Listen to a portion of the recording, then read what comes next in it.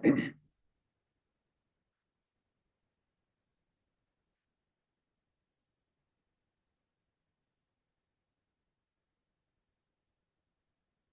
கர்த்தரும் இரட்சகருமான இயேசு கிறிஸ்துவனுடைய பரிசுத்த நாமத்திலே எல்லாருக்கும் அன்பின் வாழ்த்துக்கள். இந்த அருமையான மாலை பொழுதற்காக நாம் கர்த்தருக்கு ஸ்தோத்திரம் செலுத்துவோமாக. தேவனுடைய வார்த்தைகளுக்காக நாம் இன்றைக்கு நம்முடைய இதயத்தையும் நம்முடைய காதுகளையும் ஒப்பு கொடுப்போமாக. கடந்த வாரத்தில் நாம் இந்த பகுதியில் இன்று கற்றுக்கொண்ட முக்கியமான பாடம் ஒருவேளை உங்கள் மனதில் தங்கியிருக்கும் என்று நான் நினைக்கிறேன். தேவன் தம்முடைய பிள்ளைகளுக்கு வாக்குத்தத்தம் செய்திருக்கக்கூடிய இளைப்பாறுதல். கடந்த வாரத்தில் அதை தழுவி நாம் முக்கியமான சில காரியங்களை பார்த்தோம். தேவன் தம்முடைய இளைப்பாறுதலுக்குள் தெய்வ மக்கள் பிரவேசிக்க வேண்டும் என்று விரும்புகிறார் என்பதை குறித்து நாம் அறிந்தோம். ஆகவே அப்படிப்பட்ட அந்த இளைப்பாறுதலை குறித்ததான 5 விளக்கங்கள், 5 விதமான பங்குகளாக நாம் பிரித்து அதை சிந்தித்தோம். ஆகவே முதலாவதாக நாம் சிந்தித்தது, தேவன் தன்னுடைய சொந்த இளைப்பாறுதல் என்று சொல்லுகிறார், என்னுடைய இளைப்பாறுதலுக்குள் என்று சொல்லுகிறார். ஆகவே முதலாவது அந்த இளைப்பாறுதல் என்ன என்பதை பார்த்தோம். ஆதாம் பிரவேசித்த இளைப்பாறுதல். ஆதாம் ஆண்டவரோடு கூட இருந்து அந்த முதல் நாளையே தேவனுடைய இளைப்பாறுதலுக்குள் அவன் பிரவேசித்து ஆதாம் தெய்வீக இளைப்பாறுதல் பிரவேசித்தார். பாவத்தினால் அவன் அந்த இளைப்பாறுதலை இழந்ததாகவும் நாம் சிந்தித்தோம். ஆகவே முதலாவது இளைப்பாறுதல், அது நான் அதை புரிந்து கொள்வதற்காக நான் ஆங்கில சொற்களை பயன்படுத்தினேன். முதலாவது கிரியேஷனல் ரெஸ்ட் என்ற அடிப்படையிலே சிந்தித்தோம். இரண்டாவதாக தேவன் அவர்களுக்கு சட்ட ரீதியாக அந்த இளைப்பாறுதலை கட்டளையிட்டார். அதற்கு ஓய்வு நாள், சாபத் என்று சொல்லுகிறோம். ஆகவே அந்த இளைப்பாறுதல் தேவ ஜனம் விடுதலை பெற்றவர்கள் அவர்கள் அனுபவிக்க வேண்டிய இளைப்பாறுதல் என்பதை குறித்து சிந்தித்தோம். அதற்கு நான் ஸ்டாட்யூட்டரி என்று சொல்லியிருந்தேன். அதோடு சேர்ந்து ஒருவேளை அதை அந்த சொற்களை மனதில் பதிப்பதற்காக ஒரு செரிமோனியல் ரெஸ்ட் என்று சொல்லலாம். சட்ட ரீதியாக, அனுஷ்டான ரீதியாக, ஆசார ரீதியான ஒரு இளைப்பாறுதலை தேவன் வாக்கு கொடுத்திருந்தார். ஆனால் அதையும் இஸ்ரவேல் மக்கள் சரியாக அனுபவிக்கவில்லை. மூன்றாவதாக நான் பார்த்தது, அவர்கள் வாக்குத்தத்த தேசத்திலே பிரவேசிக்கும் பொழுது அவர்களுக்கு தேவன் கொடுத்த அல்லது கொடுக்க விரும்பின அந்த இளைப்பாறுதல், பாலும் தேனும் ஓடுகிற தேசத்திலே தேவன் தம்முடைய ஜனத்தை கொண்டு வந்து சேர்த்தார். அந்த இடத்தினுடைய முக்கியமான நோக்கம், எகிப்திலே இளைப்பாறுதல் இல்லாமல் அடிமைகளாய் கஷ்டப்பட்டு உழைத்தவர்களாகிய தம்முடைய ஜனங்கள் அவர்கள் பாலும் தேனும் ஓடுகிற தேசத்திலே சென்று அவர்கள் தெய்வீக இளைப்பாறுதலை அடைய வேண்டும் என்றுதான். அது ஒரு வாக்குத்தத்தத்தின் தேசம். இளைப்பாறுதல் அங்கு அவர்களுக்கு வாக்குத்தத்தம் செய்யப்பட்டது. அவ்விதமாகத்தான் அதை நாம் சிந்தித்தோம். கவனன்ஷியல் ரெஸ்ட் என்பதை நான் ஞாபகப்படுத்தி இருந்தேன். நான்காவதாக அதே இளைப்பாறுதலுக்கு நாம் சிந்தித்தோம்.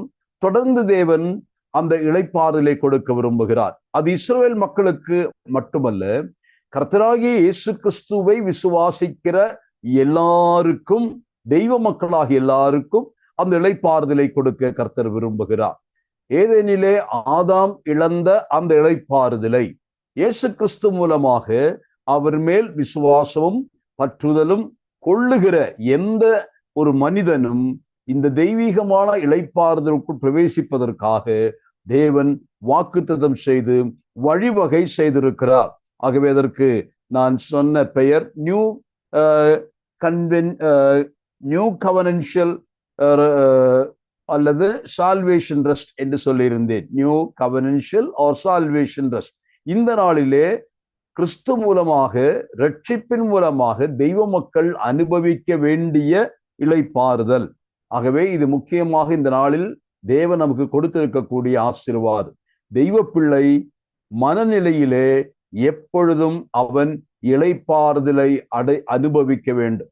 சொல்லி முடியாத அந்த, அதாவது சொல்லி முடியாததும் மகிமையால் நிறைந்ததுமான சந்தோஷம் என்று பேதுரு சொல்லுகிறார். அதை போல சகல புத்திக்கு மேலான தேவ சமாதானம் என்று பவுல் சொல்லுகிறார். இந்த சந்தோஷமும் இந்த சமாதானமும் ஒன்றிணையும் பொழுது ஏற்படுகிற அந்த இளைப்பாறுதல், அதுதான் தேவன் இன்றைக்கு தம்முடைய பிள்ளைகள் அனுபவிக்க வேண்டும் என்று விரும்புகிறார். ஆனால் இந்த இளைப்பாறுதலை கூட எந்த அளவிற்கு இன்று தெய்வ மக்கள் அதை அனுபவிக்கிறார்கள் என்பதை குறித்து கேட்டால் அது ஒரு கேள்விக்குறியாய் இருக்கிறது. எனவே இந்த விஷயத்தில் இந்த நாளில் என்னை பின்பற்றி வா, கர்த்தர் அழைக்கும் பொழுது சொன்னது போல, வருத்தப்பட்டு பாரம் சுமக்கிறவர்களே நீங்கள் எல்லாரும் என்னிடத்தில் வாருங்கள், நான் உங்களுக்கு இளைப்பாறுதல் தருவேன் என்று புதிய வாக்குத்தத்த அல்லது புதிய உடன்படிக்கையினுடைய மத்தியஸ்தராகிய இயேசு கிறிஸ்து நம்மை இளைப்பாறுதலுக்குள் அழைத்திருக்கிறார் என்று ஞாபகப்படுத்தினேன். ஆகவே அது ஒரு ஸ்பிரிச்சுவல் ரெஸ்ட் என்று நான் அதற்கு பெயர் சொல்லலாம், அல்லது நியூ கவனன்ஷியல் அல்லது சால்வேஷன் ரெஸ்ட் என்று நான் அதற்கு பெயர் சூட்டியிருந்தேன். அதே சமயத்தில் இனிமேல் தொடரக்கூடிய இளைப்பாறுதல் என்று சொன்னால், தேவனுடைய ராஜ்யம் ஸ்தாபிக்கப்படும் பொழுது அந்த தெய்வீக ராஜ்யம் எப்படி என்று கேட்டால், அது ஏதேனை போலவும் பாலும் தேனுமுடைய தேசம் போலவும் தொடர்ந்து அது பரலோக ராஜ்யம் என்ற நிலைமையிலே அது நித்திய ராஜ்யத்திற்கு நேராக சுட்டி காட்டுகிறது. அப்போ தேவன் நம்மை தம்முடைய பிள்ளைகளுக்காக வைத்திருக்கக்கூடிய மகா பெரிய வாக்கியம் என்று சொல்லுகிறது, என்னுடைய இளைப்பாறுதலுக்குள் பிரவேசிப்பது. தேவன் சிருஷ்டிகர்த்தராகிய தேவன் தம்முடைய சிருஷ்டியை முடித்து அவர் இளைப்பாரி திருப்தியாயிருந்தது போல, தேவனுடைய படைப்புகளாகிய மனுஷர்களும் அவ்விதமாய் தம்முடைய இளைப்பாறுதலை பெற்று அனுபவிக்க வேண்டும் என்று விரும்புகிறார். அதற்காகத்தான் ஏதேனில் அவனை வைத்தார். தொடர்ந்து அவர்களுக்கு பாலும் தேனுமோடு தேசத்திலே கொண்டு வந்து அவர்களை சுதந்திரிக்க செய்தார். அங்கேயும் இளைப்பாறுதல் கிடைக்கவில்லை. அது நிமித்தமாக புதிய உடன்படிக்கையின் மூலமாக, இயேசு கிறிஸ்துவனுடைய சமாதான உடன்படிக்கையின் மூலமாக தேவன் இப்பொழுது உலக மக்களோடு, உலகத்திலுள்ள கிரேக்கர்களோ அல்ல யூதனோ பிரஜாதியானோ என்று வித்தியாசம் இல்லாமல் எல்லாருக்கும் இந்த தெய்வீக இளைப்பாறுதல் கொடுக்க வேண்டும் என்று விரும்பி அதற்கான ஆயத்தங்களை சிலுவையில் செய்து இன்றைக்கு அதை அனுபவிக்கக்கூடிய நிலைமையிலே தேவன் ரட்சிப்பை கொடுத்திருக்கிறார். ஆகவே there is a potential of resting in salvation என்பது நாம் அறிந்து கொண்டோம். ஆனால் நம்முடைய கர்த்தருடைய வருகைக்கு பின்னால் தேவராஜ்யம் ஸ்தாபிக்கப்படும் பொழுது அங்கே என்ன தொடரப் போகிறது? அங்கே பொன்மயமான தங்கமயமான வீதிகளும் வீடுகளும் அதெல்லாம் இருக்கும், இல்லை என்று சொல்லவில்லை. அங்கு பளிங்கு நதிகள் இருக்கிறது, அதை போல ஸ்படிக கண்ணாடி மாளிகைகள் இருக்கலாம், அங்கு எல்லாம் இருக்கிறது. ஆனால் அது எல்லாம் எதை காட்டுகிறது? அங்கே தெய்வ மக்கள் அடைய போகிற நித்திய இளைப்பாறுதலை அது காட்டுகிறது. அதுதான் பரலோகம் என்று சொன்னால் அர்த்தமாயிரும். ஆகவே நான் அதற்கு அந்த சி என்ற எழுத்து வர வேண்டும் என்பதற்காக செலஸ்டியல், அதற்கு கிங்டம் ரெஸ்ட் என்று சொல்லலாம், நித்திய இளைப்பாறுதல் இட்டர்னல் ரெஸ்ட் என்று சொல்லலாம். ஆனால் அது ஒரு தெய்வீகமான, அது செலஸ்டியல் பரலோகத்துக்குரிய ஒரு இளைப்பாறுதல். அந்த இளைப்பாறுதல் நித்தியமாய் தொடரப்போக. எப்பொழுது முழுமையான இளைப்பாறுதல் நமக்கு கிடைக்கும் என்று கேட்டால், வெளிப்படுத்தின விசேஷம் 14 அதிகாரம் 13 நான் வாசிக்கிறது போல, பரலோகத்திலே ஒரு சத்தம் கேட்டதாக அவர் சொல்லுகிறார். அந்த சத்தம் என்ன சொல்லுகிறது? இன்று முதல் கர்த்தருக்குள் மரிக்கிறவர்கள் அவர்கள் பாக்கியவான்கள், அவர்கள் தங்கள் பிரயாசங்களை விட்டு அவர்கள் நித்திய இளைப்பாறுதலுக்குள் பிரவேசிக்கிறார்கள், இளைப்பாறுதலுக்குள் பிரவேசிப்பார்கள். தங்களுடைய எல்லா பிரயாசங்களை விட்டு ஓய்ந்து இளைப்பாறுதல் பிரவேசிக்கிறார்கள். ஆகவேதான் நாம் சிலர் நம்முடைய பரிசுத்தம் அறிக்கும் பொழுது கூட he entered into eternal rest, நித்திய இளைப்பாறுதலுக்கு பிரவேசித்தார் என்று சொல்வது வழக்கு. ஆகவே இளைப்பாறுதலை குறித்ததான ஒரு சின்ன பாடத்தை கடந்த முறை நாம் கற்றுக்கொண்டோம். இந்த பகுதி நின்று நாம் இப்பொழுது எபிரேயர் நிருபத்தினுடைய 3 அதிகாரத்தின் அந்த கடைசி பாகத்திற்கு நாம் வரப்போகிறோம். அதை நாம் இப்பொழுது வாசிக்க கேட்போம். கடைசி அதிகாரம் 12வது வசனத்தினின்று நாம் கடைசி வரையிலும் வாசிப்போம். சகோதரரே, ஜீவனுள்ள தேவனை விட்டு விலகுவதற்கு ஏதுவான அவிசுவாசமுள்ள பொல்லாத இருதயம் உங்களில் ஒருவனுக்குள்ளும் இராதபடிக்கு நீங்கள் எச்சரிக்கையாயிருங்கள். உங்களில் ஒருவனாகிலும் பாவத்தின் வஞ்சனையினாலே கடினப்பட்டு போகாதபடிக்கு இன்று எண்ணப்படும் அளவும் நாடோறும் ஒருவருக்கொருவர் புத்தி சொல்லுங்கள். நாம் ஆரம்பத்திலே கொண்ட நம்பிக்கையை முடிவு பரியந்தம் உறுதியாய் பற்றி கொண்டிருப்போமே ஆகில் கிறிஸ்துவின் இடத்தில் பங்குள்ளவர்களாய் இருப்போம். இன்று அவருடைய சத்தத்தை கேட்பீர்களாகில் கோபமூட்டுதலில் நடந்தது போல உங்கள் இருதயங்களை கடினப்படுத்தாதிருங்கள் என்று சொல்லி இருக்கிறதே. கேட்டவர்களில் கோபமூட்டினவர்கள் யார்? மோசையினால் எகிப்திலிருந்து புறப்பட்ட யாவரும் அப்படி செய்தார்கள் அல்லவாம். மேலும் அவர் 40 வருஷமாய் யாரை ஆரோசித்தார்? பாவம் செய்தவர்களை அல்லவாம். அவர்களுடைய சவங்கள் வனாந்தரத்தில் விழுந்து போயிற்றே. பின்னும் என்னுடைய இளைப்பாறுதலில் பிரவேசிப்பதில்லை என்று அவர் யாரை குறித்து ஆணையிட்டார்? கீழ்ப்படியாதவர்களை குறித்தல்லவாம். ஆதலால் அவிசுவாசத்தினாலே அவர்கள் அதில் பிரவேசிக்க கூடாமற் போனார்கள் என்று பார்க்கிறோம். போதும். தேவதாமே இந்த வார்த்தைகளை இந்த நாளில் நமக்கு ஆசீர்வதித்து கொடுப்பாராக. ஏற்கனவே நான் சொல்லியிருந்தது போல இந்த 7ஆம் வசனம் துவக்கி 16ஆம் வசனம் வரைக்கும் மேற்கோள் சங்கீதத்தை எழுத்தாளர் நமக்காக ஒரு இடைச்சொல்கள் போல, ஒரு ஸ்கிரிப்சர் ரீடிங் போல அதை கொண்டு வந்து நிறுத்தினார். அவர் அதை வைத்து கொண்டு என்ன சொல்ல போகிறார் என்பதற்கு முந்தியே நாமே அந்த சங்கீதத்திற்குள் நுழைந்து அந்த சங்கீதத்தினுடைய பாடங்களை கற்றுக்கொண்டோம். இப்பொழுது இந்த சங்கீதத்தை மேற்கோள் காட்டுகிற அதே எழுத்தாளன் இந்த சங்கீதத்தை வைத்துக்கொண்டு வாசகர்களுக்கு என்ன சொல்லுகிறார், அல்லது இந்த சங்கீதத்தினின்று அவர் என்ன செய்தி சொல்ல போகிறார், அல்லது என்ன பாடத்தை கற்றுக் கொடுக்க போகிறார், அதுதான் இப்பொழுது நாம் வாசித்த பாகத்திலே இருக்கிறது. நமக்கு தெரியும் 2ஆம் அதிகாரத்திலே 2ஆம் சங்கீதத்தை தழுவிதான் அந்த பகுதிகள் எழுத்தாளன் வியாக்கியானம் செய்தார். இப்பொழுது சங்கீதம் 95 அடிப்படையாக கொண்டுதான் 3ஆம் அதிகாரத்தை அவர் எழுதுவதை நீங்கள் பார்க்கலாம். ஆகவே 95ஆம் சங்கீதத்தினுடைய முக்கியமான சில போதனைகள், சில இன்றைய உபதேசங்கள், இன்றைக்கு தேவையான உபதேசங்கள், அல்லது அப்போஸ்தலனாகிய பவுல் இந்த நிருபத்தை எழுதியிருந்தால் அவருடைய காலத்திலே வாழ்ந்த எபிரேய விசுவாசிகள் இந்த சங்கீதத்தின் மூலமாக என்ன கற்றுக்கொள்ள வேண்டும், அதைத்தான் இப்பொழுது இந்த பகுதியில அவர் சொல்ல ஆரம்பிக்கிறார். இப்பொழுது நாம் இதுவரைக்கும் ஒருவேளை நான் சொன்னதை பிரசங்கமாக கேட்டிருக்கலாம். இப்பொழுது எழுத்தாளன் வாசகர்களுக்கு என்ன பிரசங்கம் செய்ய போகிறார், என்ன தலைப்பில் என்ன பேசுகிறார், எத்தனை குறிப்புகள் உண்டு என்பதை நாம் பார்க்கலாம். நான் வாசிக்கிற 12ஆம் வசனம் எப்படி துவங்குகிறது பாருங்கள். இப்பொழுது அவர் வாசகர்களை அழைக்கிறார், சகோதரரே என்று சொல்லி அவர் வாசகர்களை அழைக்கிறார். அந்த சகோதரரே என்று சொல்லி என்ன வாசிக்கிறோம்? ஜீவனுள்ள தேவனை விட்டு விலகுவதற்கு ஏதுவான அவிசுவாசம் உள்ள பொல்லாத இருதயம் உங்களில் ஒருவனுக்குள்ளும் இராதபடிக்கு நீங்கள் எச்சரிக்கை ஆயிருங்கள் என்று சொல்லுகிறார். நான் இந்த 12 முதற்கொண்டு 19 வரை உள்ள வசனங்களில் என்று எழுத்தாளன் 4 குறிப்புகள் அவருடைய பிரசங்கத்திலே கொண்டு வரும் 4 காரியங்களை அவர் இந்த சங்கீதத்தினின்று அவர்களுக்கு ஞாபகப்படுத்துகிறார். இப்ப வாசித்த முதல் பாகத்தில் என்ன வாசித்தோம்? எச்சரிக்கை ஆயிருங்கள் என்று சொல்லுகிற ஒரு வாசகத்தை வாசித்தோம். அப்போ இந்த சங்கீதத்தை வாசித்து விட்டு அந்த சங்கீதத்தை மையமாக கொண்டு எழுத்தாளன் என்ன சொல்லுகிறார்? இந்த சங்கீதத்தை வாசித்தீர்களே, அதினின்று முதலாவது நீங்கள் அறிய வேண்டியது, இது எச்சரிப்புக்காக எழுத பெற்றிருக்கிறது. இது உங்கள் எச்சரிப்புண்டாகும்படி எழுத பெற்றிருக்கிறது என்பது முதலாவது அவர் ஞாபகப்படுத்துகிறார். ஆகவே எச்சரிக்கப்படுகிறீர்கள் என்று சொல்லுகிறார். காரணம் என்ன?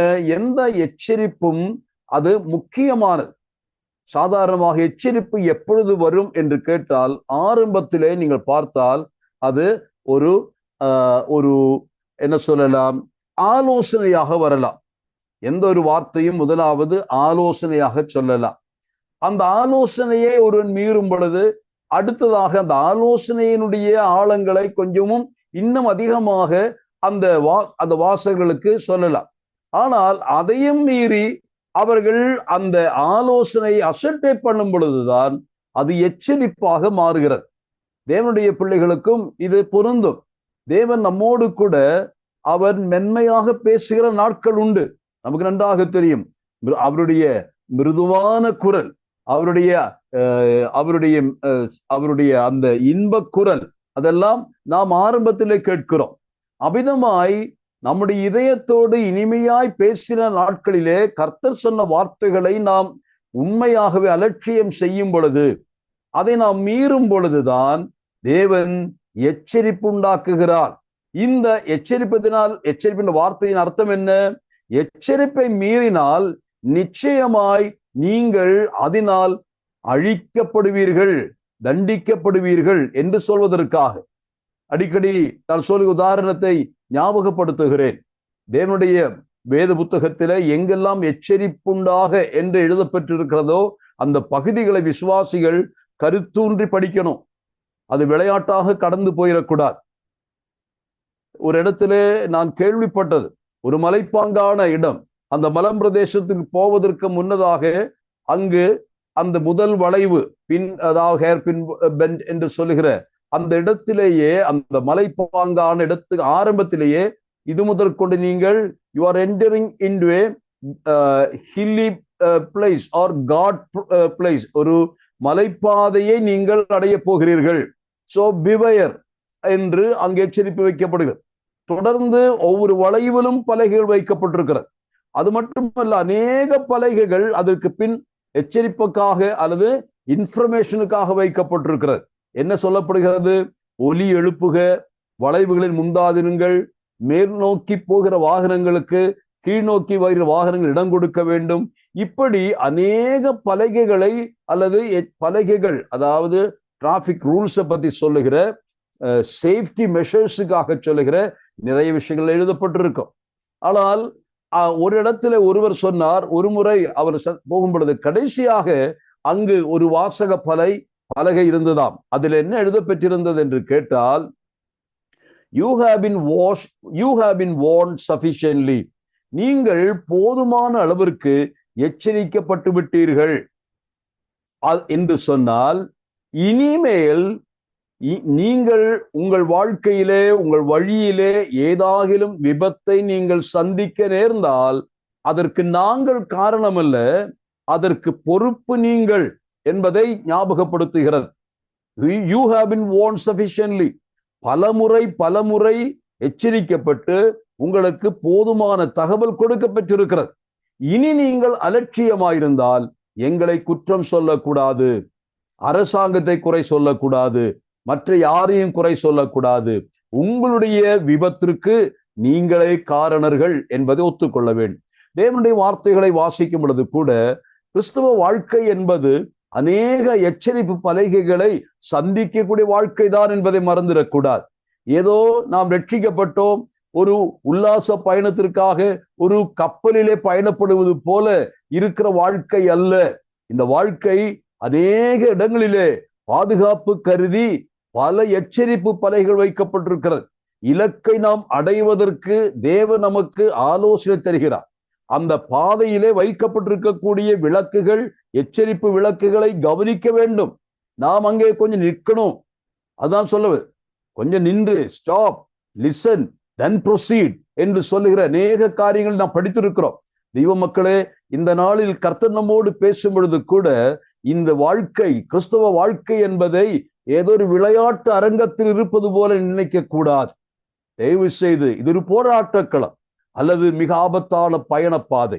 இதில் நாம் எச்சரிப்பாய் வாழ கர்த்தர் நமக்கு இன்று ஞாபகப்படுத்துகிறார். தேவனுடைய வார்த்தைகளை கருத்தாய் கேளுங்கள், அதை வாழ்க்கையிலே கற்றுக்கொண்டு அதன்படி வாழ தேவன் நமக்கு கிருபை செய்வாராக. முதல் வாசித்த வசனத்திலே நான் சொன்னது, முதலாவது, take heed brethren lest there be an evil heart of unbelief என்று சொல்லுகிறார். எதை குறித்து எச்சரிக்கிறார்? உங்களுக்கு அந்த 12 வசனத்திலே அவிசுவாசம் உள்ள பொல்லாத இருதயம் இராதபடிக்கு, அவிசுவாசம் உள்ள பொல்லாத இருதயம் இராதபடிக்கு. take heed, ரொம்ப ஜாக்கிரதையா இருங்க. ஏன் அப்படி சொல்லுகிறார் என்று கேட்டால், அன்று வாழ்ந்த இஸ்ரவேலில் அல்லது எகிப்தில் புறப்பட்ட ஜனத்தின் மத்தியிலே இப்படிப்பட்ட ஒரு பயங்கரமான சம்பவம் நடந்ததே, அதுபோல நீங்கள் அந்த மாதிரி வரக்கூடாது என்பதற்காக இது எச்சரிப்பு கொடுக்க. அவர்களுக்கு என்ன ஏற்பட்டது என்று இங்கே சொல்லுகிறார். அவர்களுக்கு ஏற்பட்ட பிரச்சனை அவருடைய இருதய பிரச்சனை, அவருடைய ஹார்ட் ப்ராப்ளம். என்ன ப்ராப்ளம் என்று கேட்டால், அவர்கள் எப்படிப்பட்ட இதயத்தை சொந்தமாக்கி கொண்டார்கள்? an evil heart of unbelief, அவிசுவாசம் உள்ள பொல்லாத இருதயம் என்று சொல்லுகிறார். இதுதான் எகிப்தினின்று புறப்பட்ட இஸ்ரவேல் மக்களுடைய இதயத்தின் நிலை என்று ஞாபகப்படுத்துகிறார். இதை குறித்து ஏன் எச்சரிக்கிறார்? அங்க வாசிக்கிற வசனத்திலே கொஞ்சம் எச்சரிப்பை உருவாக்குவது எழுத்தாளன் சில ஒரு வார்த்தைகளை பயன்படுத்துகிறார். அதாவது பல எச்சரிப்புகளை பார்க்கலாம், ஆனால் மிகவும் சீரியஸாக இருக்கக்கூடிய வார்னிங்ஸ், அதாவது மரணத்தை விளைவிக்கக்கூடிய, அதாவது எச்சரிப்புகளை மீறினால் மரணமே நிகழும், மற்ற விபத்துகள் நேரலாம், அல்லது ஷூர் டெத், மரணம் வருகிற ஒரு நிலைமை இருக்குமையானால் எந்த அளவுக்கு எச்சரிக்கப்படுவோமோ அப்படிப்பட்ட ஒரு எச்சரிப்பு தான் இங்கே முதல் வசனத்திலே இந்த 12ஆம் வசனம் சொல்லப்படுகிறது. என்ன சொல்கிறார் பாருங்கள், சகோதரரே ஜீவனுள்ள தேவனை விட்டு, அந்த சொற்பிரயோகத்தை கவனியுங்கள். நீங்கள் எதற்காக எச்சரிக்கையா இருக்க வேண்டும்?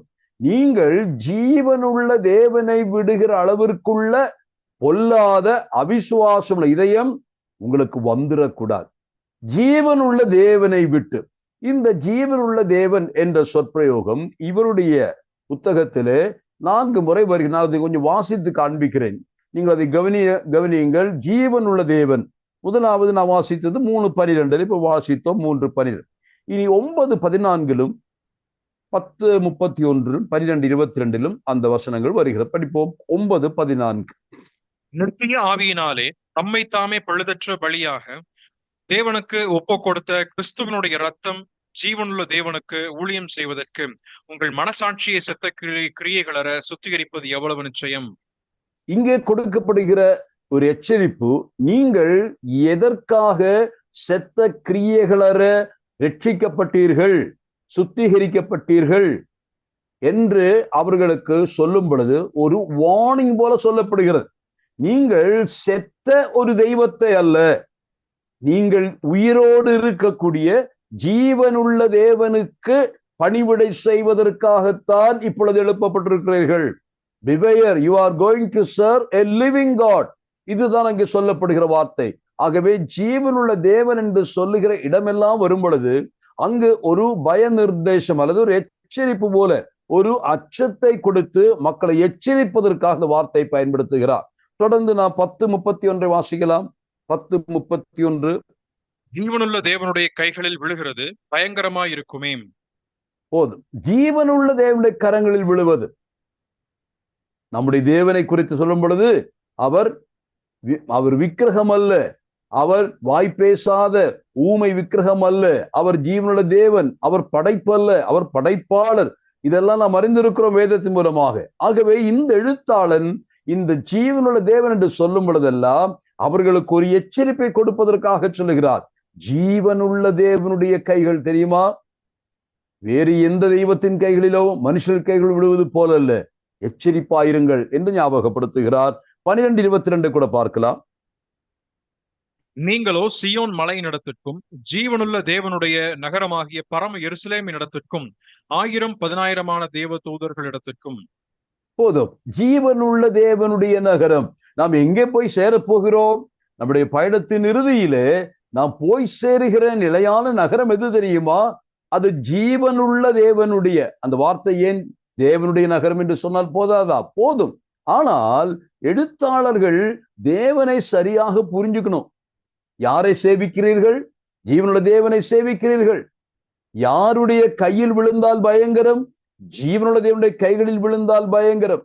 கடைசியாக நீங்கள் மோட்சலோகம் சென்றாலும் கூட அங்கும் நீங்கள் பார்க்க போகிறதும் ஆராதிக்க போகிறதும் ஜீவனுள்ள தேவன் என்பதை மறந்துவிடக் கூடாது. அவர் பட்சிக்கிற அக்கினி சமானமாய் இருக்கிறார் என்று இன்னொரு இடத்துல சொல்லுகிறார். அப்படியானால் இந்த 3:12 என்ன சொல்லுகிறார்? ஜீவனுள்ள தேவனை விட்டு போகக்கூடிய ஒரு பொல்லாத இருதயம் வந்தால் அது எவ்வளவு பயங்கரம் என்பதை அவர்களுக்கு ஞாபகப்படுத்துகிறார். இது இஸ்ரவேல் மக்களுக்கு வந்த வினை. இப்பொழுது தாவீதின் காலத்தில் எச்சரிக்கப்படுகிறார்கள். இப்பொழுது இந்த எபிரேய விசுவாசிகளுக்கு முதல் நூற்றாண்டிலே அதே எச்சரிப்பு கொடுக்கப்படுகிறது. ஏன் இன்றைக்கு இந்த 21ஆம் நூற்றாண்டு வாழ்கிற தெய்வ மக்களாகிய நமக்கும் இந்த எச்சரிப்பு கொடுக்கப்படுகிறது. அநேகர் இன்றைக்கு கிறிஸ்தவ வாழ்க்கை என்பது ஒரு பொழுதுபோக்காக கூட நினைக்கிறார்கள், அல்லது ஒரு சடங்கு சம்பிரதாயமாய் வந்து போகிற ஒரு வாழ்க்கையாக நினைக்கிறார்கள். தெய்வ மக்களே, இது ரொம்ப ஜாக்கிரதையா எடுக்க வேண்டிய விஷயம். Take Christian life very seriously, very seriously. அதை விளையாட்டாக எடுக்கக்கூடாது என்பதற்காக இந்த எச்சரிப்புகள் சொல்லப்படுகிறது. ஆகவே ஞாயிற்றுக்கிழமை வந்தால் போதும், வராட்டி போகுது, அப்படியுமாக எப்பொழுது வேண்டுமானாலும் அப்பத்தில் வந்து பங்கேற்கலாம், நேரம் கழித்து வந்தாலும் பங்கேற்கலாம். அதை போல 10 வாரம் வராமல் 11 வாரம் வந்தால் அதில் பங்கேற்கலாம். அப்படி இந்த ஜீவனுள்ள தேவனுடைய ஆராதனைகளை, ஜீவனுள்ள தேவனுடைய இந்த காரியங்களை அலட்சியமாக, அதை விளையாட்டுத்தனமாக அதற்கு கொடுக்க வேண்டிய முக்கியத்துவத்தை கொடாமல் ஒருவர் இதிலே பங்கேற்றால் அது ஜீவாபாயம் ஏற்படுத்தும் என்பதை மறந்துடக்கூடாது. ஏன்? உதாரணத்திற்கு நாம் சொல்ல வேண்டுமானால், கர்த்தருடைய ராபோஜன பந்தி, ராபோஜன பந்தியில என்ன இருக்கு நமக்கு நன்றாக தெரியும். நாமே வைக்கக்கூடிய அப்பமும் திராட்சை ரசமும். அதுல என்ன இருக்கு? மேஜை மேல் வைக்கப்பட்டிருக்கிறது. அது சாதாரண அப்பமும் திராட்சை ரசமும் தான். அதில் ஒன்றும் மாற்றங்கள் வருவதில்லை. புரோகிதனோ அல்லது மூத்தவர்களோ அந்த இடத்துல நின்று ஜெபிப்பதினாலே, அதை ஆசீர்வதிக்க ஜெபிப்பதினாலே அது ஆசீர்வதிக்கப்பட்டு இயேசு கிறிஸ்து இரத்தமோ இயேசு கிறிஸ்துவின் சதையோ மாம்சமோ ஆய் மாறுவதில்லை. அது அப்படியேதான் இருக்கும். அதுல ஒரு மாற்றமும் வருவதில்லை. அது வெறும் சிம்பல், வெறும் ஒரு அடையாளம். ஆனால் என்ன வாசிக்கிறோம்? அபாத்திரமாய் அதிலே பங்கேற்கிறவர்கள், அதை குறித்து வாசிக்கும் பொழுது மிகப்பெரிய கர்த்தராலே சிட்சிக்கப்படுவோம், கர்த்தராலே சிட்சிக்கப்படுவோம். ஜீவனுள்ள தேவனுடைய கைகளில் விழுவது அது பயங்கரம். ஆகவே அபாத்திரமா என்று சொன்னால் என்ன அர்த்தம்? ஒன்று, நமக்குள் இருக்கக்கூடிய அபாத்திரத்தன்மை. இரண்டாவது, அந்த வைக்கப்பட்ட பொருளை அற்பமாய் எண்ணுகிற தன்மை. மூன்றாவதாக, அதற்கு ஒரு முக்கியத்துவம் இல்லை, எப்பொழுது வேண்டுமானாலும் எப்படி வேண்டுமானாலும் அதிலே பங்கேற்கலாம் என்ற எண்ணம். இது மூன்றும் சிலர் சபை கூடி வருதலை அவர் அற்பமாய் எண்ணலாம், அதை அவர்கள் தள்ளிவிடலாம். சிலர் சபையில வந்து கூட சபையை அற்பமாய் எண்ணலாம், சபை கூடி வருதலை மதியாமல் இருக்கலாம். தெய்வ மக்களே, இதில் எச்சரிப்பு பெறுவோம். யாரோ ஒரு தெய்வ பக்தன் சொல்லும் பொழுது, இந்த இயேசு கிறிஸ்துவனுடைய சரீரத்தையும் இயேசு கிறிஸ்துவனுடைய இரத்தத்தையும் ஞாபகப்படுத்துகிற அல்லது சுட்டி காட்டுகிற அந்த அப்பத்தையோ திராட்சரசத்தையோ தொடும் பொழுது, you are touching the living God, you are touching the what do you call the bleeding body of the Lord Jesus Christ. இயேசு கிறிஸ்துவனுடைய ஜீவனுள்ள அதே இரத்தம் சிந்துகிற சரீரத்தை தொடுகிறீர்கள். you are touching a holy thing. தேவனுடைய விஷயங்களிலே ஏதோ ஒரு விளையாட்டுத்தனமா வந்து தொடாதீங்க. நீங்கள் இதை செய்யாமல் இருந்தால் நல்லது. ஆனால் செய்யும் பொழுது அதற்குள்ள மதிப்பும் மரியாதையும் பயபக்தியும் கொடுத்து செய்யணும் என்பதுதான் இதன் விளக்கமாய் நான் சொல்ல விரும்புகிறேன். ஆகவே ஜீவனுள்ள தேவனை விட்டு விலகுகிற பொல்லாத இருதயம் உங்களில் எனக்குள் வராதபடிக்கு மிகுந்த ஜாக்கிரதையா இருக்க கர்த்தர் நம்மை பார்த்து கேட்கிறார். அப்போ இந்த முதலாவது சொன்னது என்ன? இதயம் ஜீவனுள்ள தேவனை விட்டு விலகுவதற்கு ஏதுவான அவிசுவாசம் உள்ள பொல்லாத இருதயம். இங்கே முதலாவது அவர்கள் எச்சரிக்கப்படுகிறது அவர்களுடைய அவிசுவாசம். அதைத்தான் 19 வாசித்த பொழுது, ஆதலால் அவிசுவாசம். 2 இடத்திலையும் அவிசுவாசத்தை சொல்லுகிறதை பார்க்க முடியும். அப்போ பொல்லாத இருதயத்தினுடைய முதலாவது அடையாளமாக சொல்லுகிறது அவிசுவாசம் உள்ள இருதயம். டிஸ்ட்ரஸ்டிங் ஹார்ட் என்று சொல்லலாம், அல்லது டிஸ்பிலீவிங் ஹார்ட். எதை அவிசுவாசித்தார்கள் அல்லது எதன் மேல் விசுவாசம் வைக்கல என்று கேட்டால், அன்றைய இஸ்ரவேல் மக்கள் ஜீவனுள்ள தேவனை, அவர்களை வழிநடத்தி கொண்டிருக்கக்கூடிய ஜீவனுள்ள தேவனை அவர்கள் விசுவாசிக்கவில்லை. இளைப்பாறுதலுக்குள் பிரவேசிப்பதற்கு தடையாயிருந்தது எது?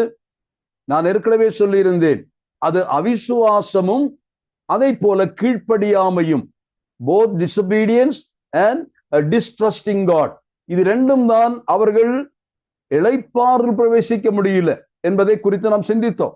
அப்போ அவிசுவாசம் உள்ள இதயம் அவர்களுக்கு வந்தது என்று பார்க்கிறோம். ஏன் அது விசுவாசிகள் அல்லது குறிப்பாக இஸ்ரவேல் மக்கள் மத்தியில மட்டும் காணப்பட்ட பாவம் அல்ல, தலைவர்களிடத்திலும் காணப்பட்டது. ஒரு வசனத்தை வாசித்து பார்க்கலாமா? எண்ணாகமம் 20ஆம் அதிகாரத்தினுடைய 12ஆம் வசனம். இந்த அவிசுவாசம் எதுவரைக்கும் அதனுடைய உச்சகோடிக்கு வந்ததை பாருங்கள். எண்ணாகமம் 20:12.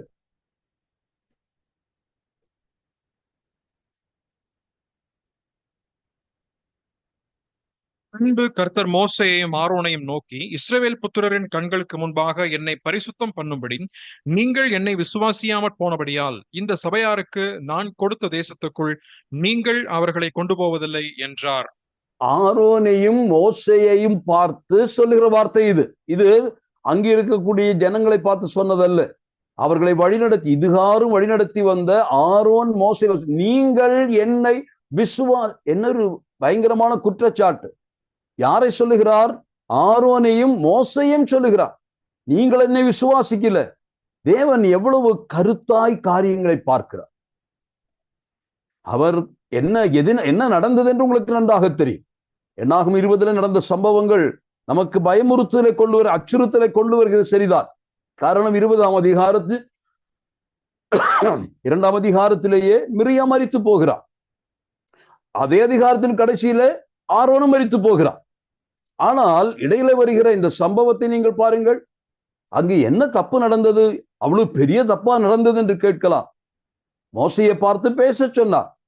ஆனால் மோசே தனக்கு இருந்த அந்த வேதனையில, தன்னுடைய கோபத்திலே அவர் அந்த கண்மலையை, ஏற்கனவே அடிக்கப்பட்ட கண்மலையை 2 முறை அடித்ததாக அங்கே வாசிக்கிறோம். நாம் அதை பார்த்தால், மோசே நீ ஏன் கோபப்பட்டாய்? ஏன் ஆத்திரத்திலே செயல்பட்டாய்? கொஞ்சம் நிதானமாய் செயல்பட வேண்டியதானே என்றுதான் கர்த்தர் கேட்டு இருக்கணும். ஆனால் கர்த்தர் அப்படி சொல்லல. மோசே 2 முறை அடித்து பேச வேண்டிய இடத்திலே அடித்த பொழுது ஆண்டவர் சொல்லுகிறார், நீ என்ன நம்பல. எனக்கு அது இன்னைக்கு சிந்திச்சு பார்த்தேன். நம்பிக்கையின்மையா, அது அவிசுவாசமா இல்லையே என்று யோசித்தேன். ஆனால் கர்த்தர் சொல்லுகிறார், நீ பேச்சு கேட்கல, நீ ஏன் அடிச்சேன் தெரியுமா? அந்த கண்மலை இடத்துல பேசின தண்ணி வராது, நான் சொன்னது நடக்காதுன்னு நீ நினைச்ச, நீ என்ன விசுவாசிக்கல, அதனால தான் இந்த குற்றச்சாட்டு பயங்கரமா இருக்குது அல்லவா? இதுதான் ஒரு தலைவர்களுக்கு நேராக தேவன் சொன்ன குற்றச்சாட்டு என்றால், இந்த தலைவர்களையே இப்படி கோபமூட்டின அந்த மக்களுடைய நிலைமை என்ன? அவருடைய அவிசுவாசம் தேவனால் பொறுத்து கொள்ள முடியாத அவிசுவாசம்.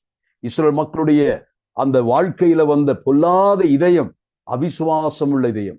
இதை குறித்து நாம் இன்றைக்கு எச்சரிப்பாய் இருக்க வேண்டும். நான் ஏற்கனவே அடிக்கடி சொல்லுகிற, என்னுடைய மனதில் வருகிற எண்ணத்தின்படி சொல்லுகிறேன். தேவனை அதிகமாய் வேதனைப்படுத்துகிற பாவம் என்று சொல்லுகிறது. தேவனை அவநம்பிக்கையோடு பார்ப்பார். டிஸ்ட்ரஸ்டிங் காட். தன்னுடைய சொந்த பிள்ளைகள், இன்றைக்கு நாம் அவருடைய பிள்ளைகள் என்று மட்டுமல்ல, பிள்ளை என்பதை விட ஆண் பிள்ளைகள், we are the sons. அது மட்டுமல்ல, we are the adopted children என்று சொன்னால் நாம் சுதந்திரவாளிகள். அப்பா, பிதாவே என்று அழைக்கும் பொழுது, புத்திர சுவிகாரத்தின் ஆவியின் உரிமையோடு கேட்கும் பொழுது, நம்முடைய தேவைகளை ஜோதிகளின் பிதாவின் இடத்தினின்று, ஜோதிகளின் பிதா பரலோகத்திலிருந்து உண்டாகி ஜோதிகளின் பிதா நமக்கு சகல நன்மைகளையும் கொடுக்கிறார். உங்களுக்கு சம்பூர்ணம் உண்டாக வேண்டும் என்பதற்காக அவர் எல்லாவற்றையும் தாராளமாய் கொடுக்கிறார். அப்படி நம்முடைய வார்த்தையை மதித்து நமக்கு கொடுக்கக்கூடிய ஆண்டவரை ஒவ்வொரு முறை சந்தேகத்தோடு, கொடுப்பாரா இல்லையா, கேட்டு பார்க்கலாம், அவர் நமக்கு கொடுப்பாரா என்று அவிசுவாசம் வந்தால், அதுபோல் ஒரு கொடிய பாவம். தேவன் அதை மகா பெரிய பாவமாய் அவர் அதை எண்ணுகிறார். ஏன் அப்படி சொன்னேன்? அதற்கு காரணம் சொல்றேன். 80வது வயதுல ஊழியத்திற்கு வந்தார் மோசே. 40 வருஷங்கள் ஒரு தலைமுறையை சேவித்தார். ஆச்சரியமான மனிதன். அப்படி அந்த வாழ்க்கையினுடைய மொத்தமான மெஜாரிட்டி ஆஃப் த டேஸ் நீங்க பாருங்க, ஆண்டவர் கடைசி வரைக்கும் ஒருவேளை இந்த வார்த்தை சொல்லியிருப்பார், பூமியிலே எல்லா மனுஷரிலும் என் தாசனாகிய மோசே சாந்த குணம் உள்ளவன். இதனை சொல்லியிருக்க வேண்டும். இரண்டாவது, இஸ்ரவேல் மக்கள் என்னை அவிசுவாசித்த பொழுதெல்லாம் என்னை அவிசுவாசியாமல் என்னை பின்பற்றின தேவதாஸ்.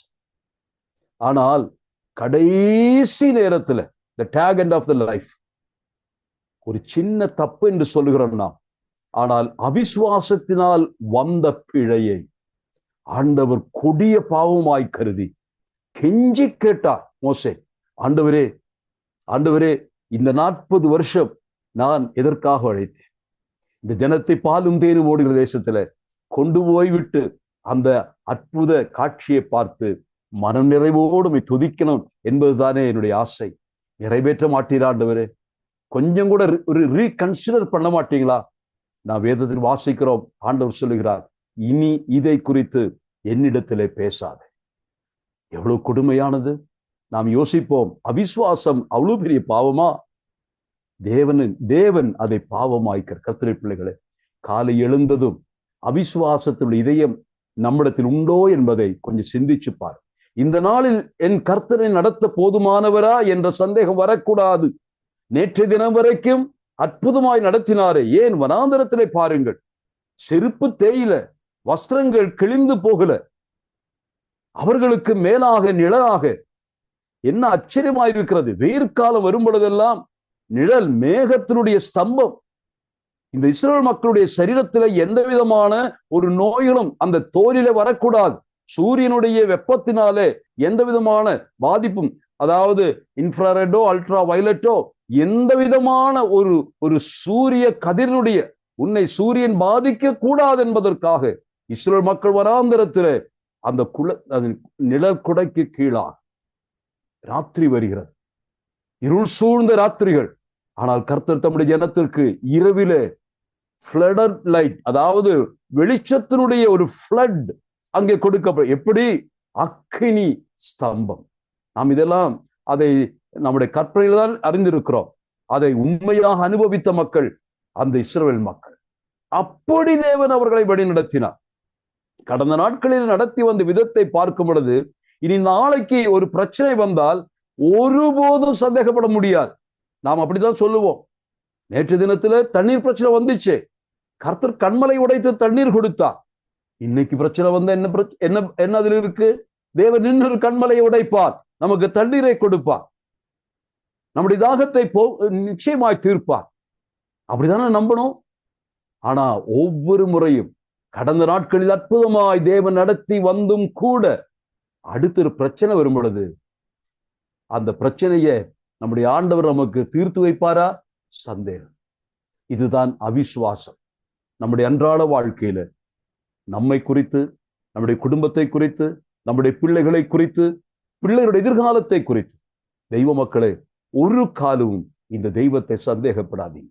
தேவனால் பொறுத்து கொள்ள முடியாத ஒரு மகா பாவமாய் இந்த அவிசுவாசத்தை கர்த்தர் பார்க்கிறார். இந்த நாளிலே அந்த ஒரு எச்சரிப்பு கர்த்தர் நமக்கு கொடுக்கிறார். ஆகவேதான் we have to take care of yourself. அல்லது நான் இந்த இடத்துல எழுத்தாளன் அந்த மக்களுக்கு சொல்லும் பொழுது முதல் வசனத்திலே 12ஆம் வசனத்திலே நீங்கள் உங்களை குறித்து எச்சரிப்பாயிருங்கள், அல்லது take care of yourself என்று சொல்லுது. இப்பொழுது 2வது 13ஆம் வசனத்தை வாசிக்கலாம். 13.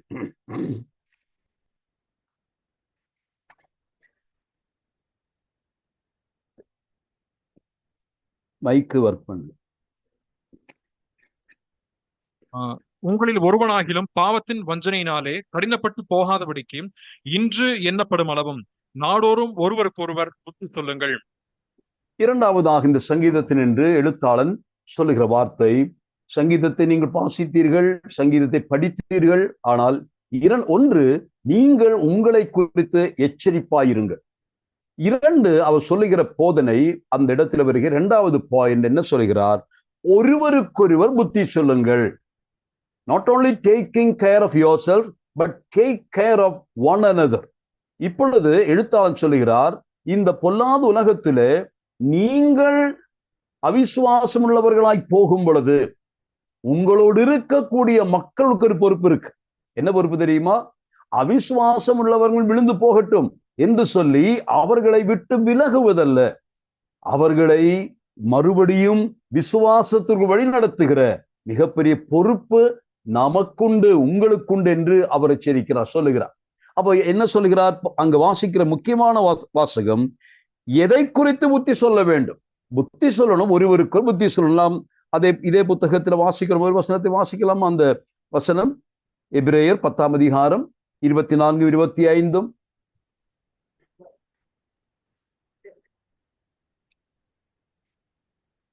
மேலும் அன்புக்கும் நற்கிரியைகளுக்கும் நாம் ஏவப்படும்படி ஒருவரை ஒருவர் கவனித்து சபை கூடி வருதலை சிலர் விட்டு விடுகிறது போல நாமும் விட்டு விடாமல் ஒருவருக்கு ஒருவர் புத்தி சொல்ல கடவோம். நாளானது சமீபித்து வருகிறதை எவ்வளவாய் பார்க்கிறீர்களோ அவ்வளவாய் புத்தி சொல்ல வேண்டும்.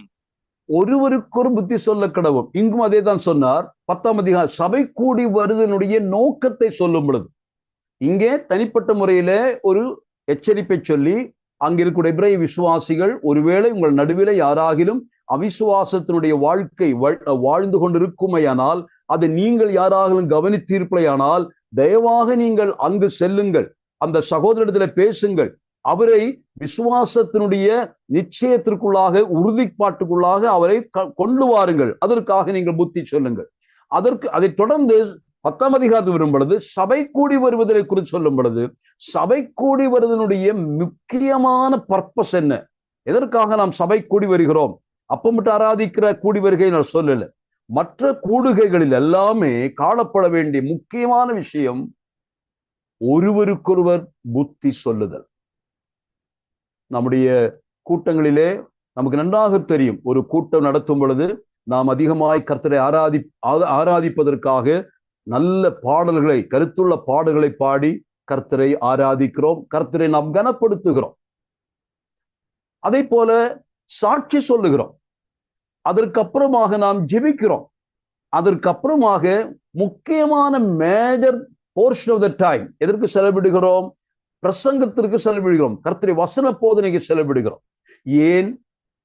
எந்த கூட்டமானாலும் பாட்டுகள் இருக்கு, ஜெபம் இருக்கு, சாட்சி இருக்கு. ஆனால் ஏன் கர்த்தருடைய வசனத்தை போதிக்கிறோம்? அதுதான் சபை கூடி வருவதனுடைய முக்கியமான நோக்கம். ஒருவருக்கொரு புத்தி சொல்லணும். ஏன்? இன்றைக்கு இந்த சபையானது இன்னும் சில நாட்களுக்குள்ளாக இந்த பூமியை விட்டு அது எடுத்துக்கொள்ளப்பட போகிறது. இது மணவாட்டி, மணவாட்டியை மணவாளன் வந்து கூட்டிக் கொண்டு போகிற காலம் வந்தாயிற்று. நாம் நம்முடைய ரட்சிப்பின் பக்கத்திலே, ரட்சிப்பின் பூரணத்திற்குள்ளாக பிரவேசிக்க போகிறோம். ஆகவே இனி காலம் இல்லை. ஆகவே இன்றைய விசுவாசியுடைய பொறுப்பு என்ன? ஒரு விசுவாசி விழுந்து போகிறதை பார்த்து, அதை பார்த்து ரசித்து, அதை பார்த்து பிறருக்கு சொல்லி அவன் இருக்கிற விசுவாசத்துடைய கீழே தள்ளுவதற்கு பதிலாக ஏதாகிலும் ஒரு குறை ஒரு விசுவாசியில் கண்டால் ஓடி போய் அவனை அணைத்து அவனிடத்திலே உட்கார்ந்து பேசி அவனுடைய குறைகளை திருத்தி மறுபடியும் அவனை செப்பனிட வேண்டும், அவனை ரீஇன்ஸ்டேட் பண்ணணும், அவனை எஸ்டாப்ளிஷ் பண்ணுவதற்கு நாம் ஒவ்வொருவரும் முயற்சி எடுக்க வேண்டும் என்று இங்கே சொல்லப்படுகிறது. அங்கே சபைக்குள் நோக்கத்தை குறித்து விளக்குகிற பகுதிக்கு நான் போகும்போது அப்பொழுது பார்க்கலாம். இப்பொழுது ஒருவருக்குள்ள பொறுப்பை நான் சொல்லுகிறேன். not only taking care of yourself but you have to take care of the entire flock. இதுதான் இங்கே சொல்லப்படுகிற விஷயம். அப்போ நான் ஒருவருக்கு போதித்தால் நான் தான் அவனுக்கு போதிக்கிறோம் என்றல்ல, என்னுடைய முறைகளை கண்டால் அவன் எனக்கு போதிக்கணும். அவன் அப்படி போதிப்பதற்கு நான் இடம் கொடுக்கணும். நான் தான் போதிப்பேன், நான் சொல்றதா இல்லை. ஒரு சில சமயத்துல போதிக்கிறவர்களுக்கே போதிக்கப்பட வேண்டிய அவசியம் வரலாம். அந்த நேரத்துல டாக்டர் பில்லி கிரஹாம் சொன்னது போல கூட ஆயிரங்களுக்கு லட்சங்களுக்கு நான் பிரசங்கம் பண்ணுகிறேன். ஆனால் சில சமயங்களிலே எளிய விசுவாசிகள் மூலமாக நானும் போதிக்கப்படுகிறேன். அநேகர் வந்து எனக்கு ஆறுதல் சொல்லுகிறார்கள், ஜெபிக்கிறார்கள். அவ்விதமாய் ஒருவருக்கொருவர் புத்தி சொல்லுகிற இந்த புத்தி சொல்லுதல், எக்ஸார்டேஷன் என்ற வார்த்தைக்கு ஆறுதல் செய்வது என்று கூட அர்த்தம் இருக்கிறது, ஒருவர் தேற்றுவது என்ற அர்த்தம் கூட இருக்கிறது. ஆகவே பலவீனர்களை தாங்குகிற ஒரு எண்ணம் நம்முடைய சபைகளிலே காணப்பட வேண்டும். நாம் ஒருவருக்கொருவர் கரம் கோர்த்து நாம் பத்திரமாய் காணப்பட வேண்டும். பிரியமானவர்கள், இங்கே எதை குறித்து புத்தி சொல்ல வேண்டும்? அதுதான் முக்கியமாக இந்த எழுத்தாளன் சொல்லுகிறார். வாசிப்போம் 13.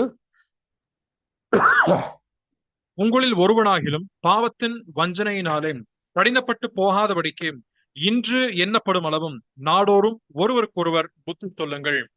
இன்று எண்ணப்படும் அளவும் என்று சொன்னால் கர்த்தர் பேசிக் கொண்டிருக்கக்கூடிய இன்றும், ஆண்டவருடைய சத்தம் கேட்கக்கூடிய இன்றும், ஆண்டுடைய வசனம் போதிக்கக்கூடிய இந்த நாளிலும் கூட, அதான் அர்த்தம்.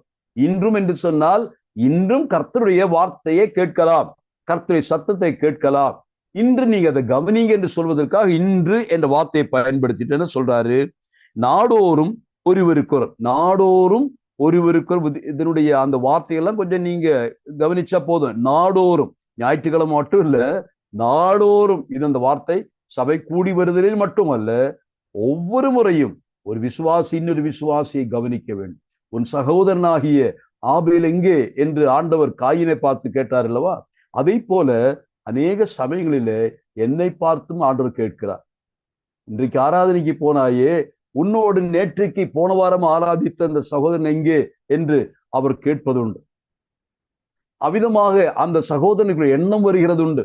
உடனே அவருக்கு நாம் என்ன செய்வோம்? உடனே வீட்டுக்கு செல்லலாம், போனிலே பேசலாம், என்ன ஆயிற்று என்று விசாரிக்கலாம். அவ்விதமாய் விசாரிக்கும் பொழுது அவர்கள் அடுத்த வாரத்தில் கர்த்தரை ஆராதிப்பதற்கு கர்த்தர் அவர்களுக்கு வாசலை திறப்பார். அவர் உற்சாகத்தோடு கூட கடந்து வருவார். இங்கே நாடோறும் அடுத்ததாக என்ன சொல்லப்படுகிறது பாருங்கள். எதை குறித்து நாம் போதிக்க வேண்டும்? 13 பாவத்தின் வஞ்சனையினாலே கடினப்பட்டு போகாதபடிக்கு. இந்த வார்த்தையை கவனிக்கணும். பாவத்தினுடைய வஞ்சனை, the deception of the sin. இஸ்ரவேல் மக்கள் எதினாலே விழுந்தார்கள்? They have been deceived by the sin. பாவத்தினுடைய வஞ்சனை என்று வாசிக்கிறோம். நாம் ரோமன் நிருபத்துல இதே போல் வசனத்தை வாசிக்கலாம். பாவம் நம்மை வஞ்சிக்குமா? ஒரு டிசப்டிவ் அப்பியரன்ஸ் பாவத்திற்குண்டு என்று நாம் அறிந்து கொள்ள வேண்டும். பாருங்கள், ரோமர் 7ஆம் அதிகாரம் 11ஆம் வசனம். ரோமர் 7:11. பாவமானது கற்பனையினால் சமயம் பெற்று என்னை வஞ்சித்து அதனாலே என்னை கொன்றது. பாருங்கள், பாவமானது கற்பனையா சமயம் பெற்று அந்த பாவம் என்ன செய்ததாம்? என்னை வஞ்சித்தது. The sin has deceived me. பாவம் என்னை வஞ்சித்தது. அப்புறம் என்ன செஞ்சிச்சா? பாவம் என்னை கொன்றது.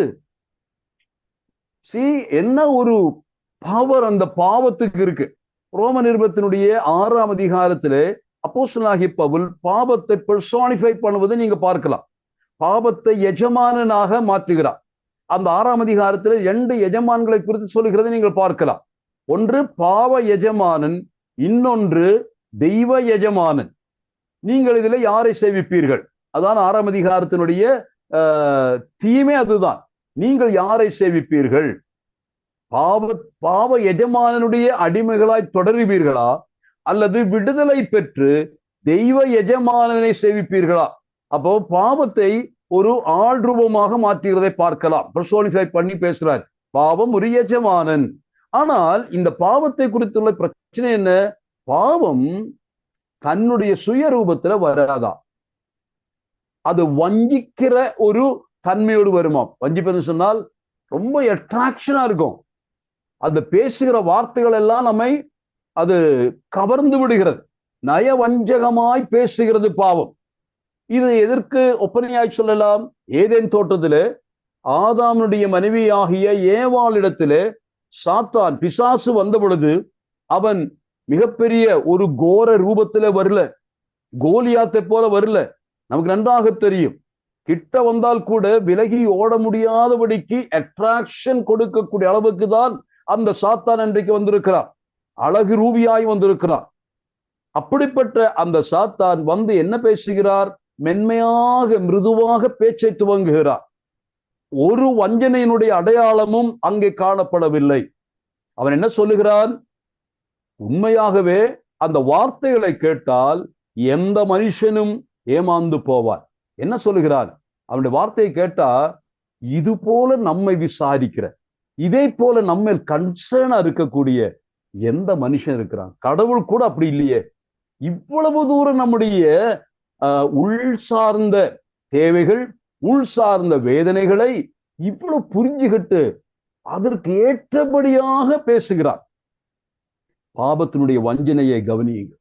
நான் இப்படி சொல்லுகிறேன், பாவத்தின் வஞ்சனை சொன்னால் ஒன்று புரிஞ்சது, பாவம் எப்பொழுதுமே அது ஆட்கொள்ளுகிறவனுக்கு பிற்காலத்தில் வரப்போகிற தீவினைகளை குறித்து ஒரு காலமும் சொல்லாது.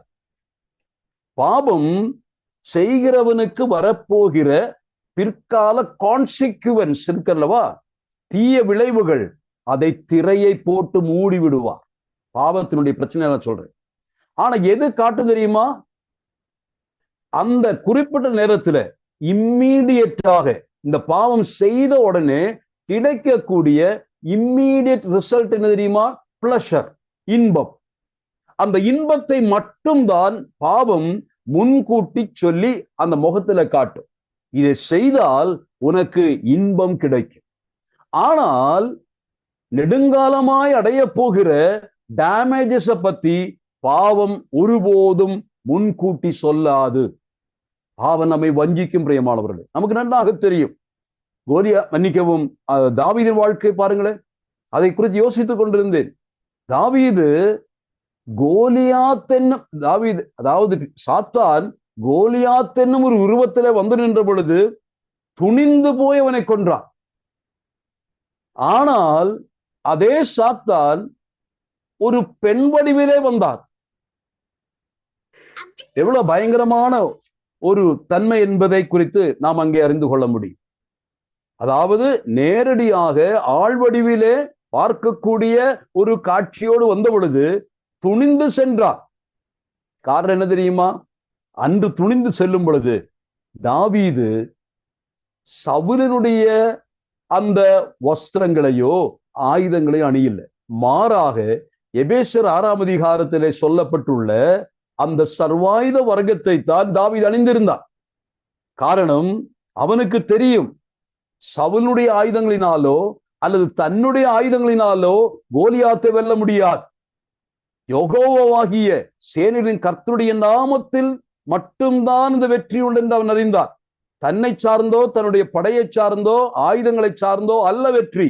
அவனுக்கு ஒன்று தெரியும், நான் தேவனுடைய சர்வாயுத வர்க்கத்தை தரித்து நின்று இப்பொழுது அதனுடைய வெளி அடையாளம் மட்டும்தான் அந்த என்ன சொல்லுவது, அந்த கல்லும் அதை போல வீசுகிற, அதுக்கு என்ன கவன் இல்லையா, கவன், அந்த கவனும் அந்த கல்லும் எல்லாம் அவன் அணிந்திருக்கக்கூடிய சர்வாயுத வர்க்கத்தினுடைய வெளிப்பாடு மட்டும்தான். ஆனா நான் சொல்லுகிறேன், அன்றைக்கு எச்சரிப்பாய் யுத்தத்துல வென்றானே, ஏன் பெத்சேபாள் இடத்துல வெற்றி காண முடியல? பெத்சேபாளை சந்திக்கும் பொழுது அவர் ஏம்பாந்து போனா, சர்வாயுத வர்க்கத்தை அவன் அணிந்து கொள்ளல. காரணம், இந்த பாவத்தினுடைய வஞ்சனையை அவன் புரிந்து கொள்ள முடியாமல் போயிற்று. பாவம் இப்படியும் அழகாய் தோன்றும் என்று அவன் நினைக்கல. பாவம் என்று சொன்னால் கோலியாத்தை போலதான் இருக்கும் என்று நினைத்து பாவத்தை எதிர்த்தான், வெற்றி கண்டான். ஆனால் பாவத்திற்கு வஞ்சனை உண்டு. பாவத்தினுடைய வஞ்சனை வரும் பிரியமானவர்களே, ஒவ்வொரு நாளும் அது உண்டு. கண்களின் இச்சை, கண்களின் இச்சை, இந்த மாம்சத்தின் இச்சை, நம்முடைய ஜீவனத்தை குறித்துள்ள பெருமை என்னும் அந்த கொடிய அந்த இழுப்பு சக்தி, இழுவை. அதை ஏன் அப்படி சொல்லுகிறார்? ஜீவனத்தின் பெருமை என்று சொன்னால், இந்த ஜீவனத்துக்கரிய காரியங்களை நாம் சம்பாதித்து சேமித்தால் எல்லாவற்றிலும் பெரிய ஆளாகி விடலாம், எல்லாரும் நம்மை மதிப்பார்கள் என்றுள்ள ஆசை. இது கண்களின் நிச்சயம், மாம்சத்தின் நிச்சயம். அதே போல நம்முடைய வாழ்க்கையை மற்றவர்கள் பார்த்து மேன்மையா பேசணும், புகழ்ச்சி பெறுவதற்கான ஒரு ஆசை. இது சாத்தான் கொண்டு வருவார். ஒவ்வொரு நாளும் பரிசுத்தவான்கள் இந்த விஷயத்தில் எச்சரிப்பாயிருங்கள். உங்களுக்கு ஆவிக்குரிய கண்கள் கர்த்தர் கொடுக்கட்டும். எந்த பாவத்தை பார்க்கும் பொழுதும் அதனுடைய பின் விளைவுகளை பார்க்கக்கூடிய கண்கள் உங்களுக்கு இருக்கணும். முன்னாடி நிற்கக்கூடியது பெத்சேபாளா இருக்கலாம், ஆனா அதுக்கு பின் வருகிற கொடுமையான கோலியாத், அவன் கொண்டு வருகிற விளைவுகள், அழிவுகள், தேசத்தையே பாழடிக்கக்கூடிய, ஏன் என்னை மட்டுமல்ல, என் குடும்பத்தை மட்டுமல்ல, என் சபையை அழிக்கக்கூடிய ஒரு சக்தி இந்த பாவத்திற்குள் இருக்கிறது. பாவத்தினுடைய முகத்தை பார்க்காதீங்க, முதுக பார்க்கணும். அங்கதான் வஞ்சனை காத்திருக்கும். ஆகவே என்ன சொல்லப்படுகிறது? கர்த்தருடைய பிள்ளைகளே, நாம் ஒருவருக்கொருவர் இதை குறித்து புத்தி சொல்லிக் கொண்டே இருக்கும். நம்முடைய வாழ்க்கையில இப்படிப்பட்ட ஒரு புத்தி சொல்லுதல் அவசியமானது. எப்பொழுதுமே பிறருடைய குறை சொல்வதற்காக நான் சொல்ல, பிறருடைய குற்றங்களை கண்டு நான் சொல்லுகிறேன். உண்மையாக நான் சொல்லுகிறேன், என்னுடைய முகத்தை நான் பார்க்கணும்னா எனக்கு ஒரு கண்ணாடி கட்டாயம் வேணும். என்னுடைய முதுகில் உள்ள குறையை நான் பார்க்கவே முடியறதில்லை. யாராகிலும் ஒருவனுக்கு சொன்னதான் தெரியும். நான் சொல்லுகிறேன், நான் குற்றப்படுத்துவதற்காக சொல்லல, அல்லது என்னை யாராகிலும் குற்றப்படுத்தினால் அதை குறையாக நினைக்க மாட்டேன். காரணம், என்னுடைய குறைகளை எனக்கு சரியாக தெரிவதில்லை. ஆனால் உங்களுக்கு நன்றாக தெரியும். தயவு செய்து அப்படிப்பட்ட குறை என்னிடத்தில் இருக்குமையானால் நீங்கள் அதை என்னிடத்தில் தனிப்பட்ட முறையில வந்து சுட்டி காட்டணும். அது யாரையும் குற்றச்சாட்டுவதாக அல்ல, அவர்களை மறுபடியுமாய் திருத்தி அவர்களை நேர்வழிப்படுத்துவதற்காக அது பயன்படும். பிரியமானவர்கள், ஆகவேதான் கர்த்தர் சொல்லும் பொழுது, உன் கண்களில் உள்ள கோலை முதலெடுத்து போடு, அப்பொழுது நன்றாக தெரியும் என்று சொன்னார். அது ஜட்ஜ் பண்ணாம குற்றப்படுத்தாம என்பதற்காக சொன்னார். ஆனால் நான் சொல்லுகிறேன், நான் பரிசுத்தமாய் வாழ்வதற்கு உங்களுடைய உதவி எனக்கு தேவை, உங்களுடைய ஆலோசனை எனக்கு தேவை. காரணம், உங்கள் முன்னதாக நான் வாழ்ந்து கொண்டிருக்கிறேன், கர்த்தருக்கு முன்னதாக நான் வாழ்கிறேன். கர்த்தர் தம்முடைய வசனத்தின் மூலமாய் என்னை எச்சரிப்பார், பரிசுத்த ஆவியின் மூலமாய் எச்சரிப்பார். சில சமயங்களிலே உங்களுடைய உதவி அல்லது எனக்கு உங்கள் உதவி, ஒருவருக்கு ஒரு புத்தி சொல்லக்கூடிய அந்த உதவியை தயவாக செய்யுங்கள். ஒரு குறை கண்டுகொண்டால் தயவு செய்து இன்னொரு இடத்துல சொல்லாமல் நேரடியாக இந்த சகோதரரை சந்தித்து அவரை நீங்கள் ஞாபகப்படுத்தலாம். அது அவரை திருத்துவதற்கு எதுவாக இருக்கும். அப்படியும் ஒருவர் திருந்தவில்லை என்று சொன்னார், அது உங்கள் பொறுப்பல்ல. நீங்கள் செய்ய வேண்டிய கடமையை செய்து விட்டீர்கள், அவருக்காக தொடர்ந்து ஜெபியுங்கள். ஆகவே நாம் படித்த 2 குறிப்புகள் தான் இந்த புத்தகத்தில் பார்த்தோம். இந்த 2 குறிப்புகளிலே நாம் இன்றைக்கு தியானத்தை நிறுத்த விரும்புகிறேன். இந்த சிந்தனையோடு கூட நாம் ஜெபித்து நிறைவு செய்வோமாக.